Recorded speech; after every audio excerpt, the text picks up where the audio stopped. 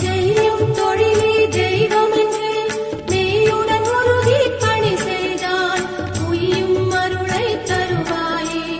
ஓம் சக்தி மகனே அரோகரா. திருப்பரங்குன்றம் பழனிமலை, திருச்செந்தூர் மருதமலை, திருத்தணி பழமுகை சோலையிலே முருகா முருகா ஓம்